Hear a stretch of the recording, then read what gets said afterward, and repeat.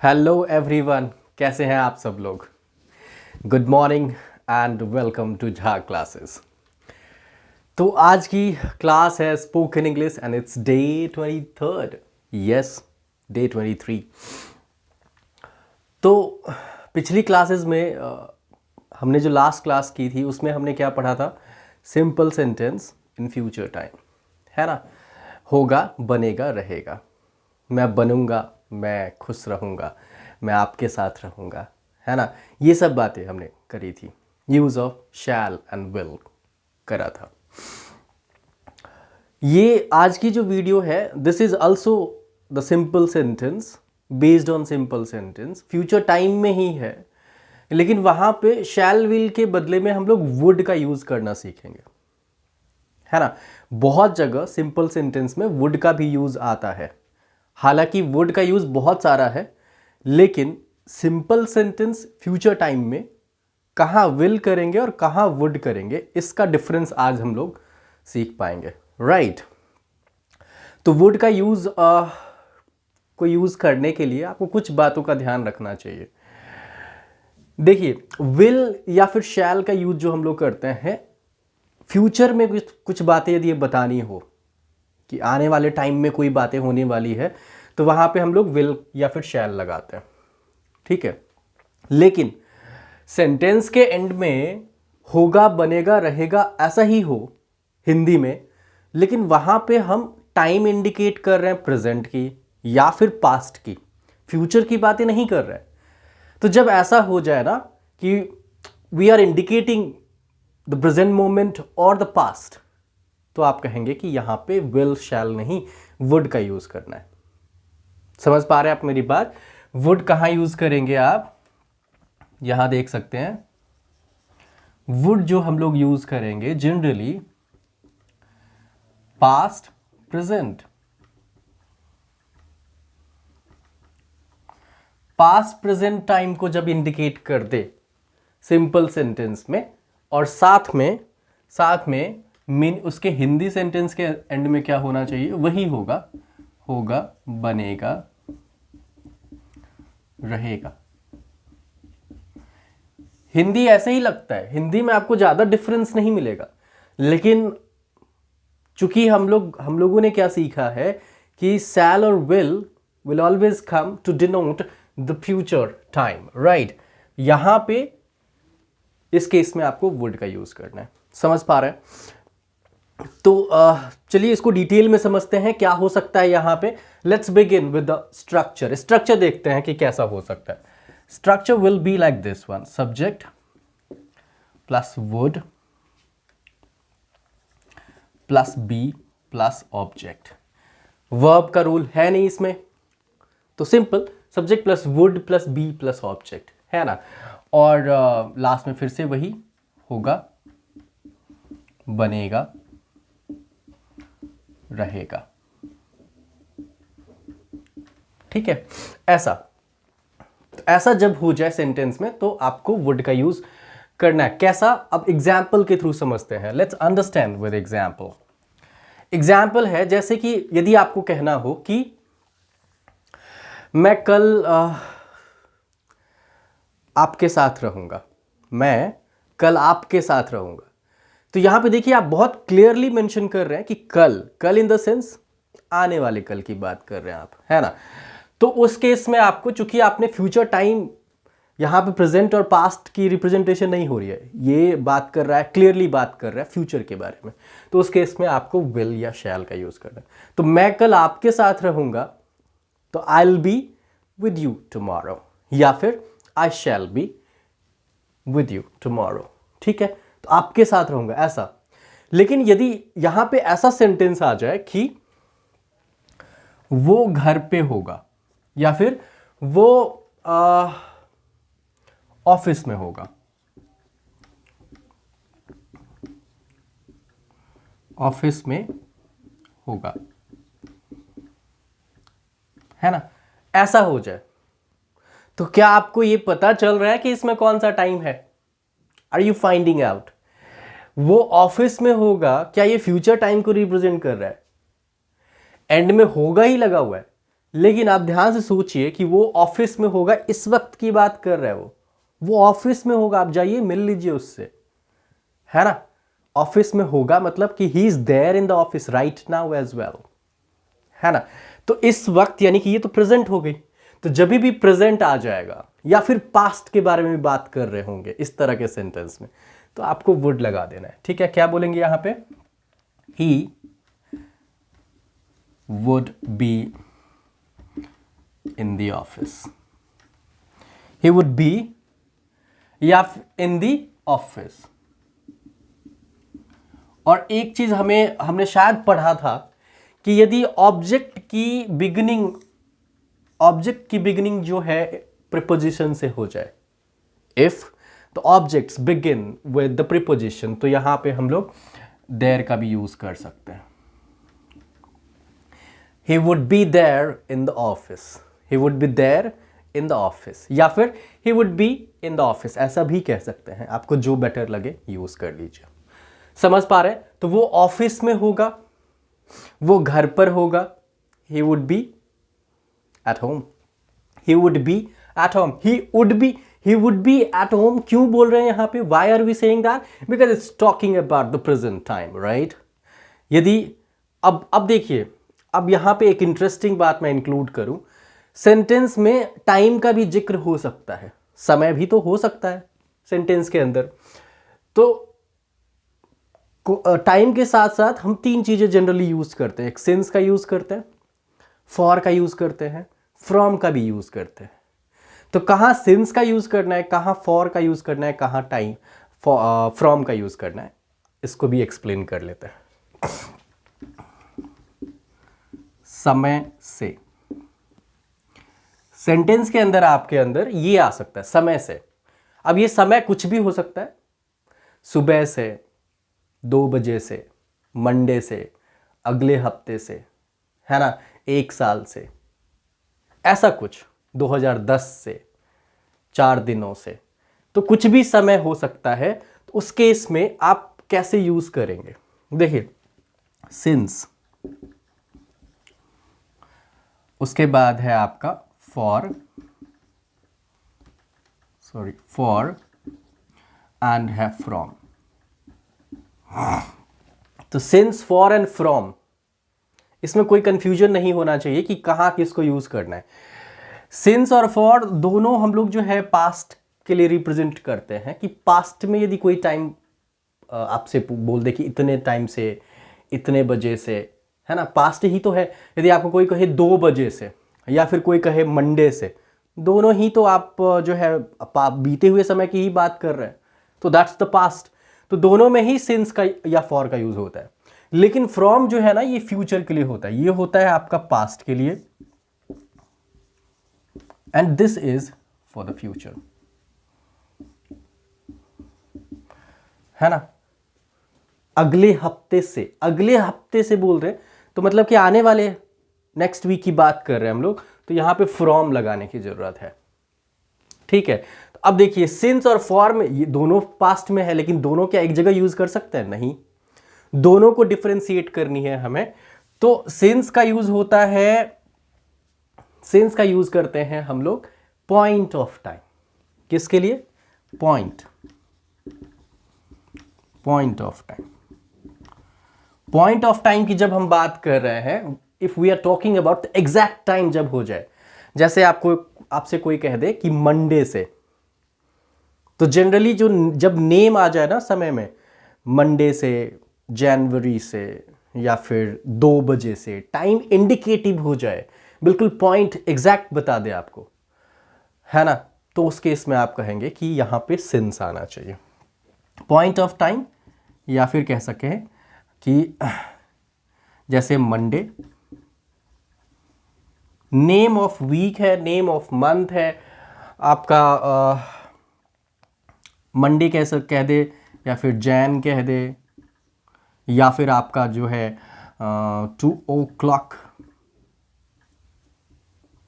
ऐसा कह दे, 2010 कह दे। तो कुछ भी ईयर का जो है, ईयर कौन से ईयर से है वो दे दे आपको, तो ऐसा कुछ जब मेंशन हो जाए तो ये पॉइंट है, एग्जैक्ट टाइम के बारे में बता रहा है कि कौन से समय से ये आप कर रहे हो, तो उस केस में आपको सिंस लगानी है, सिंस मंडे। हाँ, सिंस मॉर्निंग इवनिंग भी हो तो सिंस मॉर्निंग भी एक लोग हम लोग जो है पॉइंट ही मानते हैं उसको, मॉर्निंग इवनिंग के केस में भी। ठीक है, इसके बाद फॉर के लिए हम लोग ध्यान में रख सकते हैं कि फॉर जो है आपका वो होता है पीरियड ऑफ टाइम।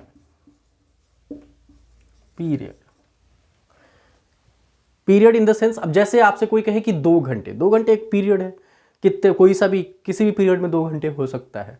2 घंटे से, 2 दिनों से, है ना, 2 सालों से, 2 महीनों से, ऐसा कुछ हो जाए तो वहां पे आप कहेंगे कि ये पीरियड ऑफ टाइम की बात कर रहा है, पीरियड ऑफ टाइम। तो वहां पे आपको फॉर लगानी है। 2 hours, है ना, 2 months,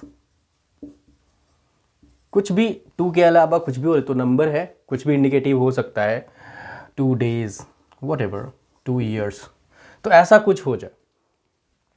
अब फ्रॉम में ऐसा कोई डिफरेंस करने की जरूरत नहीं है, सिंपल है, बट ध्यान इतना रखना है कि it will be utilized in case of future only.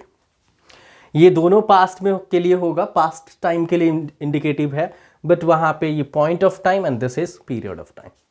I hope कि ये बात आपको क्लियर। अब इसको एग्जाम्पल से समझते हैं, ठीक है, let's understand with example. Okay, चलिए let's understand with it example. Okay, तो चलिए एग्जाम्पल से समझते हैं इसको, टाइम का यूज कि कैसे आप सेंटेंस में कर सकते हैं। एग्जाम्पल देखिए, वो ऑफिस में होगा, इसमें कोई टाइम हम लोग मेंशन नहीं कर रहे हैं। सपोज करिए कि यहां पे टाइम मेंशन इंक्लूड कर दे तो क्या कहेंगे, यदि ऐसा कह दें कि वो सुबह से ऑफिस में होगा,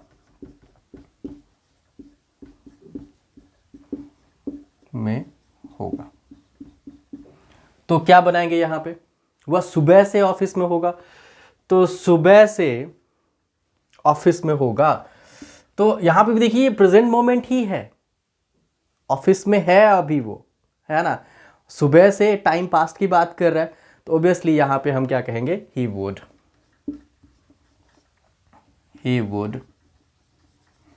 B in the office since morning.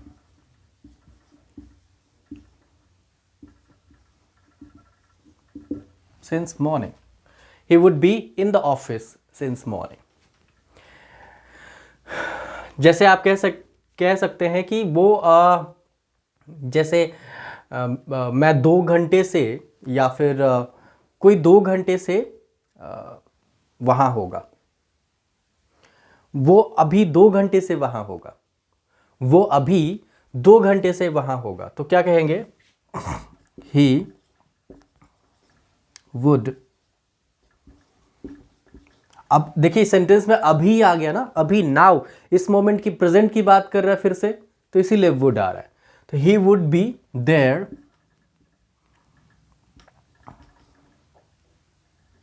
he would be there for 2 hours now। तो इसको प्लीज सीखिए, थोड़ा सा awkward लग रहा होगा कि सर इसको लेकिन होता क्या है बोलचाल में, जब हम बोलते रहते हैं फ्लो में ऐसा कुछ ध्यान में रहता नहीं कि वुड लगाना है, विल ही निकल जाता है। मैं आपके साथ रहूंगा, है ना, मैं अभी आपके साथ रहूंगा, I'll be, ऐसे कह देते हैं कि I'll be there with you now, लेकिन होना चाहिए I would be, है ना, ग्रामेटिकली दिस इज करेक्ट। तो कोशिश, आई थिंक आप अपने सेंटेंस को थोड़ा करेक्ट कर सकते हैं, इन्फॉर्मेशन यदि मिल गया आपको कि ऐसा होना चाहिए तो you should correct it, right. तो he would be there for 2 hours। For 2 hours क्यों हुआ, क्योंकि ये 2 घंटा जो है पीरियड ऑफ टाइम को रिप्रेजेंट कर रहा है। क्लियर हो रहा है ये बात। और यदि फ्रॉम की बात कर ले, फ्रॉम वाला सेंटेंस हो जाए, जैसे मैं कहूं कि वो अगले हफ्ते से पंजाब में होगा, वो अगले हफ्ते से पंजाब में होगा। तो बताइए क्या कह सकते हैं यहाँ पे, he would be in Punjab from next week. From next week क्योंकि ये फ्यूचर टाइम की बात कर रहा है तो इसीलिए from. He would be in Punjab from next. Any question? I hope कि क्वेश्चन नहीं होना चाहिए, तो टाइम में कोई कंफ्यूजन नहीं होना चाहिए। अब इसके इंटेरोगेटिव, ये तो सारा पॉजिटिव सेंटेंस है, इसके इंटेरोगेटिव को देख लेते हैं कि जब सेंटेंस में क्वेश्चन आ जाए तो कैसे करेंगे। कुछ भी नहीं है, आपको वुड को पहले कर देना है और बाकी सब कुछ ऐसे रहेगा। कुछ सेंटेंस लेते हैं जो आपको इजी कर देगा आपको समझने में, ठीक है। तो चलिए समझते हैं interrogative. Would plus subject plus be plus object plus question mark लगा देंगे। Would plus subject plus be plus question mark, और साथ में फिर से हिंदी सेंटेंस में स्टार्टिंग में क्या हो जाएगा और लास्ट में फिर से होगा बनेगा, होगा बनेगा रहेगा। और यदि इसी में आपको WH फैमिली यूज करना हो तो इस वुड से पहले आप उस WH वर्ड को अटैच कर सकते हैं, ठीक है।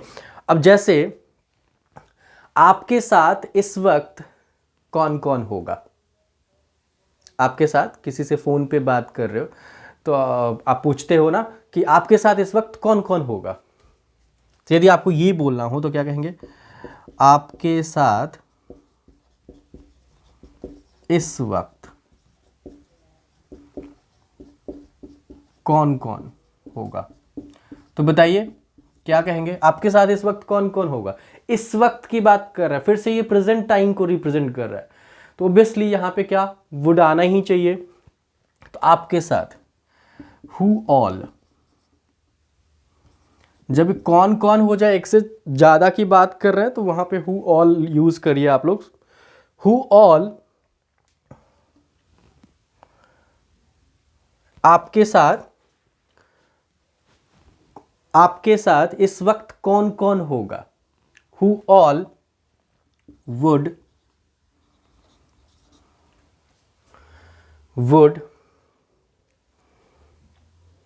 Who all would be there with you. Who all would be there? Who all would be there with you? यहाँ पे there जो है चूंकि प्रीपोजिशन से स्टार्ट हो रही है ऑब्जेक्ट, तो इसीलिए हम लोग there का यूज कर सकते हैं उससे पहले। Who all would be there? हाँ, आप इस वक्त कहाँ होंगे, आप इस वक्त कहाँ होंगे, क्या बताएंगे। Where would you be right now? Where would you be right now? Where would you be right now? Okay, मैं कल बाजार में रहूंगा, मैं कल बाजार में रहूंगा। अब देखिए ये कल यहां पे बोल दिया, ये फ्यूचर टाइम के बारे में बोल रहा है, तो इस केस में तब तो आपको आई शैल और विल का यूज करनी है। मैं कल बाजार में रहूंगा, आई will B in the market tomorrow, I will B in the market tomorrow, है ना। और यदि ये कह दे कि मैं अभी वो अभी घर पे होगा, वो अभी खुश होगा, he would be happy now. वो अभी या वो अब खुश होगा, अब वो खुश होगा, he would be happy now. तो would का यूज आप समझ पा रहे हैं कैसे हो रहा है। इसी में यदि आपको नेगेटिव बनाना हो तो subject plus would plus not plus be, he would not be. कल वो आपके साथ नहीं रहेगा, ये तो आपके फ्यूचर में हो गया। इस वक्त वो आपके साथ नहीं होगा शायद, perhaps he would not be there with you, perhaps he would not be there with you. तो समझ पा रहे हैं, टाइम में कंफ्यूजन नहीं होना चाहिए। सिंस आपको लगानी है, कहां पे लगानी है, पॉइंट ऑफ टाइम को जब रिप्रेजेंट करे, किसी का नेम आ जाए, मंथ का नाम आ जाए, आपका वीक आ जाए नेम, संडे मंडे कुछ भी, आप टाइम ईयर्स का नाम डाल दें, तो उसमें सिंस पॉइंट ऑफ टाइम हो गया, पीरियड ऑफ टाइम 2 घंटे 4 घंटे ऐसा कुछ बोल दे तो फॉर लगानी है, जो दोनों पास्ट को रिप्रेजेंट कर रहा है, और फ्यूचर में जब टाइम आ जाए तब आप कहेंगे वहाँ पे फ्रॉम लगानी है। तो आई होप कि आपको ये वाली जो क्लास है सिंपल सेंटेंस वाली, ये बहुत क्लियर समझ आ रहा होगा। तो आसानी से आप इसके पॉजिटिव, इंटरोगेटिव, नेगेटिव सब बना सकते हैं। अब मैं आप लोगों से कुछ क्वेश्चन करना चाहता हूं। क्या हम लोग जो ये सेशन स्पोकन इंग्लिश की कर रहे हैं, क्या आपको इससे कोई फायदा हो रहा है? और यदि हो रहा है तो आप लोग कितना इंप्रूव कर पा रहे हैं, कितना सीख पा रहे हैं, इसको मुझे कमेंट करके बताइए। साथ में मैं आप लोगों को एक और इंटरेस्टिंग सी बात बता दूं कि अब आने वाले कुछ समय में मैं आप सबों के लिए एक कन्वर्सेशन की जो है सीरीज लेके आऊंगा कि बात कैसे करते हैं आपस में। जब कोई दो फ्रेंड हो या फिर कोई दो स्टूडेंट्स आपस में बात करें, कोई एक टीचर स्टूडेंट बात करे, है ना, कहीं आप मार्केट में हैं, किसी चीज़ को खरीदने जा रहे हैं तो उस टाइम कैसे बात करेंगे, ऑफिस में अपने कलीग के साथ कैसे, या कोई भी है आपके साथ ऑफिस में जो आपके मित्र हैं या जो भी हैं, जो एम्प्लॉयज़ हैं, उनके साथ कैसे बात करेंगे, क्रिकेट ग्राउंड पे प्लेयर्स में कैसे बात करते हैं। तो अलग अलग मैं टॉपिक को सेलेक्ट करके उनसे रिलेटेड और बातें जो होगी वो इसमें इस तरह से होगी कि मैं हिंदी में भी बोलूँगा और साथ में इंग्लिश भी कन्वर्ट करूँगा। ठीक है, तो हिंदी इंग्लिश दोनों जब साथ में लेंगे तो शायद आपके लिए वो बेटर होगा, क्योंकि आपको हिंदी तो समझ आती है, फिर उसको जब इंग्लिश में बोलूँगा तो आपको पता चला, अरे हाँ इसको इंग्लिश में ऐसे कहते हैं। तो I think this is going to be very interesting one conversation classes. बातचीत करने की जो क्लास होगी, इंट्रोड्यूस, यदि कोई आपसे पूछ रहा है, आपसे मान के चलिए ऐसे पूछ रहा है कि कोई दोस्त है आपके साथ और आपके पास आया और आपसे पूछ रहा है कैसे हो, बहुत दिनों के बाद मिले, hello how are you, met after long time, है ना, आफ्टर लॉन्ग टाइम। तो कह रहे हाँ यार कहीं तुमने कभी फ़ोन ही नहीं किया, yes bro but you never called me, you never called me या नेवर या रिंग मी, ऐसे करके आप बात कर सकते हैं। तो वो मैं एक सीरीज़ लेके आऊँगा, उस टाइम पे ज़्यादा आई थिंक इंटरेस्टिंग होने वाला है। तो be with me and just learn these interesting facts and interesting sentences formation. Daily use sentence का हमने प्ले सीरीज़ जो है आपके पास प्लेलिस्ट है, उसको देखिए, नए नए सेंटेंस वहाँ पे मैं इंक्लूड करूँगा। और अपार्ट फ्रॉम दैट वर्ब्स की सीरीज़ है, बहुत सारे ऐसे सीरीज़ लेके आऊँगा जो आपको हेल्प करेगा सीखने के लिए। तो बस I want your support only. Thank you so much. Bye-bye. Meet you in coming video. Thank you.